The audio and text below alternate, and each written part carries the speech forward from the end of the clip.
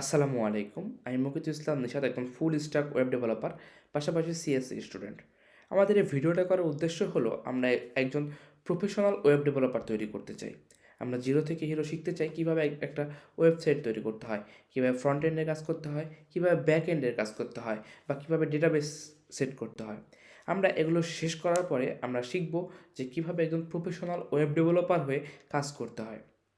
আমাদের আজকের এই ভিডিওটা করার কারণ হচ্ছে আমরা ইউটিউবে অনেকেই দেখি যে ওয়েব ডেভেলপমেন্ট শেখায়, ফ্রন্ট এন্ড শেখায়, ব্যাক এন্ড শেখায়, রিয়াক্ট শেখায়, তারপর হচ্ছে নোট জেস, তারপরে এক্সপ্রেস, এগুলো সকল কিছু শেখায়, বাট এগুলো কোনো সিকোয়েন্স থাকে না বা স্টেপ বাই স্টেপ থাকে না।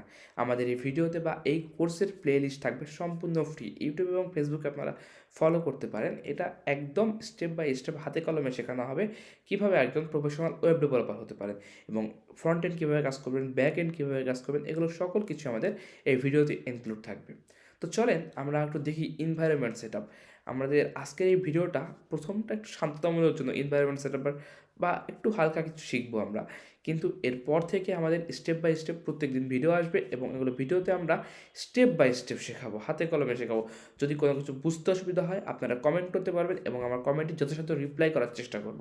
আর এই কোর্সটা রিলিজ করেছি যাদের প্যাশন ওয়েব ডেভেলপার হওয়ার, বাট অর্থের অভাবে করতে পারছে না, সেজন্য আমাদের এই কোর্সটা আপনারা হাতে কলমে শিখতে পারবেন, যেহেতু এটা সম্পূর্ণ বিনামূল্যে একটা কোর্স হচ্ছে।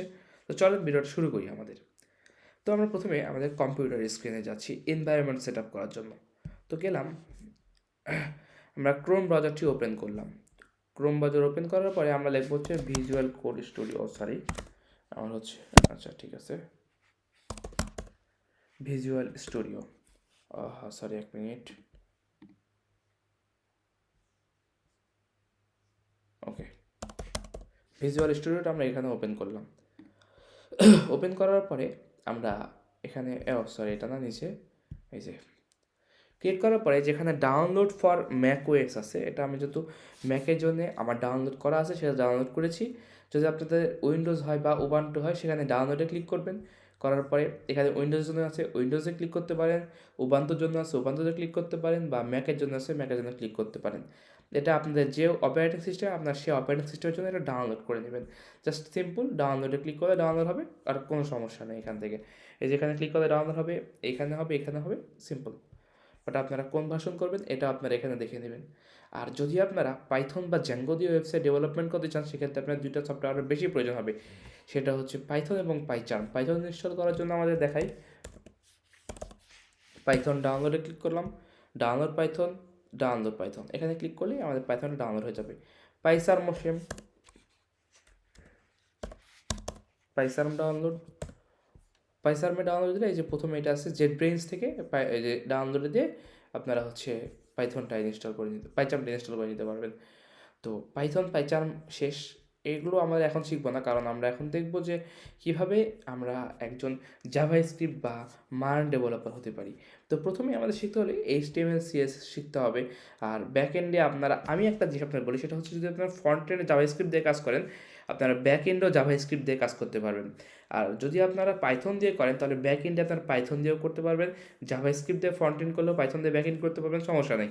যদি আমার মতে জাভাস্ক্রিপ্টটা করা বেটার, কারণ জাভাস্ক্রিপ্ট যদি একটা ল্যাঙ্গুয়েজ শেখেন আপনার ফ্রন্ট এন্ডেও কাজ করতে পারবেন, ব্যাক এন্ডেও কাজ করতে পারবেন।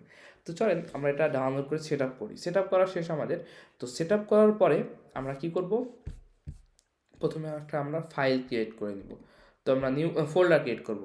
তো এই ফোল্ডারের নাম আমরা দিলাম ক্লাস 1।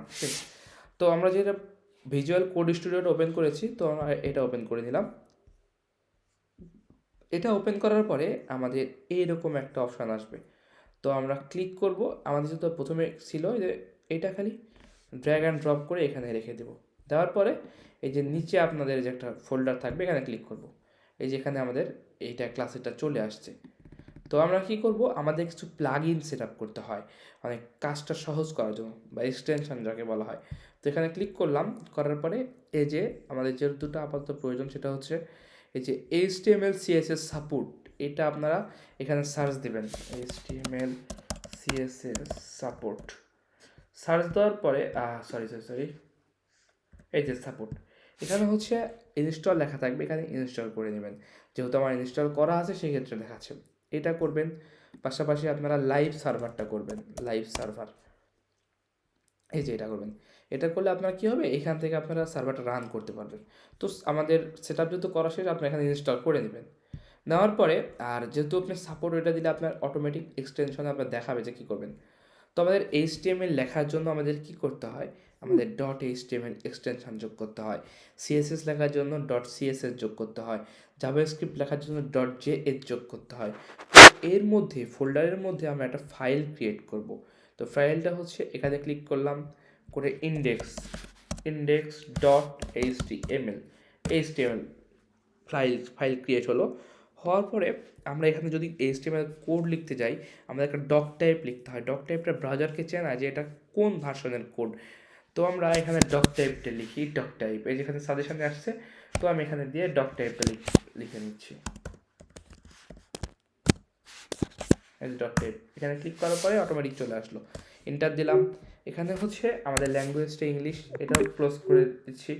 দেওয়ার পরে এখানে আপনারা আরেকটা কিছু লেখা যায়, সেটা হচ্ছে আপনার এখানে মেটা ট্যাগ লিখতে পারবেন, মেটা ট্যাগ। তো এটা হচ্ছে আমরা কিছুদিন পরে দেখি এটা মেটা ট্যাগে দেওয়ার পরে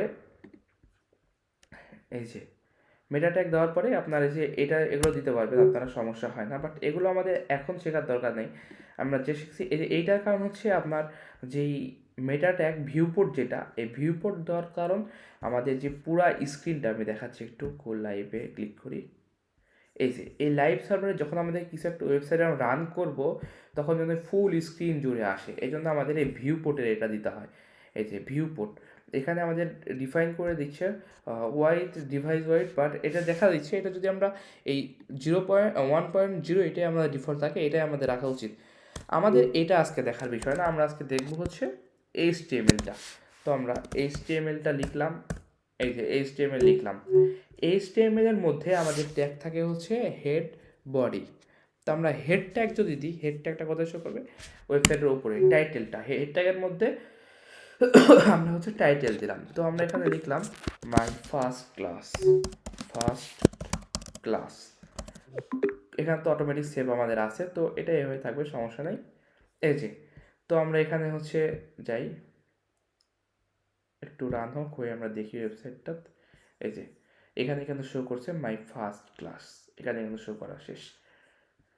আমরা তাহলে কি দিলাম, টাইটেল, ওয়েবসাইটের টাইটেলটা কোথায় শো করলো, আমাদের ওয়েবসাইটের টাইটেলে শো করলো।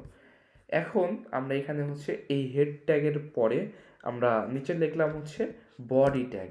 হেড ট্যাগ কিন্তু ক্লোজ করলাম, ট্যাগ যখন শুরু করব তখন কোনো স্ল্যাশ থাকবে না, যখন আমরা ট্যাগটা ক্লোজ করব তখন আমাদের স্ল্যাশ থাকবে। তো আমরা বডি ট্যাগ শুরু করলাম, বডি শুরু করার পরে অটোমেটিক এই যে একটা স্ল্যাশ যখন হবে, সাজেশন আসতে ট্যাব প্রেস করলে আপনার অটোমেটিক ক্লোজ হয়ে যাবে, একটা স্ল্যাশ দিলে ক্লোজ হয়। বডি ট্যাগের মধ্যে থাকে আপনার হেড 1, H1, H2 এগুলো থাকে। তো আমরা পরবর্তী ভিডিওতে শিখবো যে কীভাবে এগুলো হেড লিখতে হয় বা প্যারাগ্রাফ লিখতে হয়, এগুলো আমাদের পরবর্তী ভিডিও দেখবো। আশা করি আমাদের সঙ্গেই থাকবেন, এই পুরো প্লে লিস্টটি উপভোগ করবেন। ধন্যবাদ।